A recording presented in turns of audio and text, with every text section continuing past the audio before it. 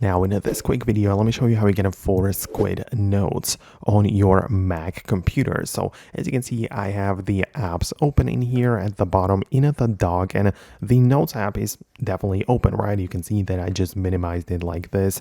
And in order to force quit, what I can do is either right click on it right below in the dock. So right click and you can just quit it normally, or go to the options and play around with it a little bit more. So if quitting doesn't work like that, then you can go to the top left corner, go to the Apple logo in there, and then go to the force quit window. And when you click this, it's going to show you all of the apps and services which are currently running. So if some app doesn't respond for a while, you can select it and click on force quit. So I can click on the notes in here and tap force quit. So as I said, at first try quitting it normally, and if not, you can definitely force quit it like this. You can see that if I have anything that's unsaved, I'm actually gonna lose it. So just keep that in mind. But if your Notes app crashed, then I guess you don't really have much of an option in here.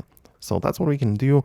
I can close the force quit window and come back to the notes. So I can look up the notes in here and open it up like that, and it's going to start fresh. So I guess that's fine, and that's how we can force quit and restart the Notes application. Again, the only problem is that you might lose some progress, but other than that, it should work just fine. So let me know what you think below. Let me know if you managed to find it and do it exactly the same way. Subscribe for more, and I'll see you later.